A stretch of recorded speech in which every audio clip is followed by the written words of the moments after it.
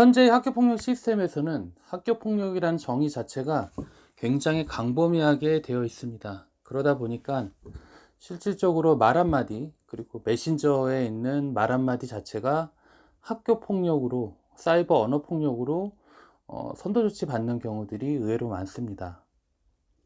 중학교 2학년 딸이 친한 친구였던 3명의 아이들에게 사이버 폭력과 사이버 언어 폭력을 당했습니다.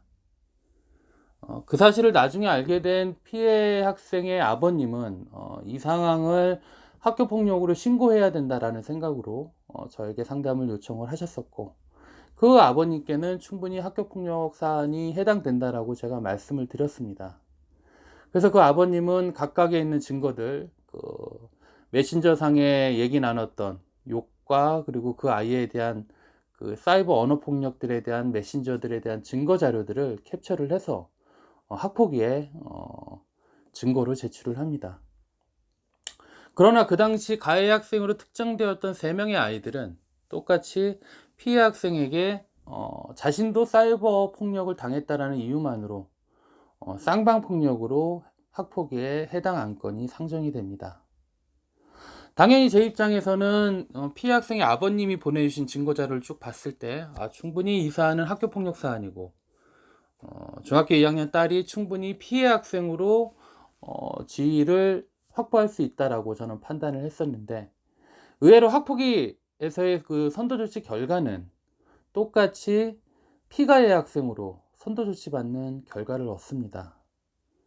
아버님이 그 사실을 저한테 전해주시고 나서, 그리고 그 당시 일어났던 학교폭력대책심의위원회 회의록을 그 아버님과 면밀히 검토를 하면서 제가 알게 된 사실들은, 소위 말하는 가해 학생이라고 특정되는 3명의 여학생들이 자신들도 그 학생에게 피해를 당했다라는 증거 자료로 예전에 대화 나눴던 내용들을 캡처를 해서 증거 자료로 제출한 겁니다.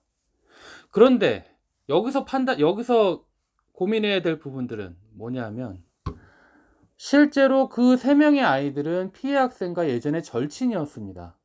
즉 뭐냐 하면, 예전에 절친이었던 시절에 그 아이들과 나눴던 대화, 메신저상의 대화를 학폭위에서는 그거 자체를 사이버 언어 폭력으로 판단했다라는 겁니다. 즉 피해 학생이 3명의 아이들에게 집중적으로 사이버 언어 폭력을 당했을 때는 실질적으로 피해 학생으로서 입증할 수 있는 증거 자료가 되었고, 가해 학생이라고 특정되었던 3명의 아이들은 피해 학생하고 친했을 때 나누었던 대화, 여러분 요새 아이들은 자기 친구들하고 대화를 할 때 욕을 한다거나 아니면은 장난식으로 이렇게 일상적인 대화를 하는 얘기들을, 그거 자체를 사이버 폭력으로 학폭위에 증거 자료를 제출했다라는 겁니다. 당연히 피해 학생의 아버님 입장에서는 피해 학생으로 선도조치 받을 줄 알았는데, 가해 학생으로 선도조치를 받다 보니까 그 사안이 너무 억울해서 학폭위의 선도조치를 불복을 하고 행정심판으로 가게 되었습니다.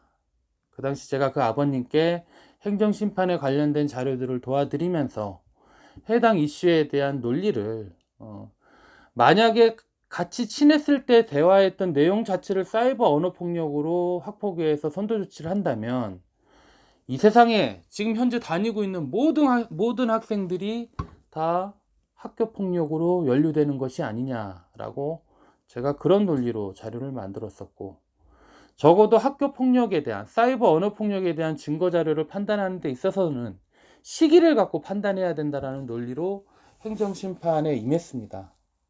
그러나 마찬가지로 결과는, 그 행정심판은 기각이 되어서 학폭위 선도조치의 결과가 그대로 확정되는 그런 결과를 얻게 됐습니다.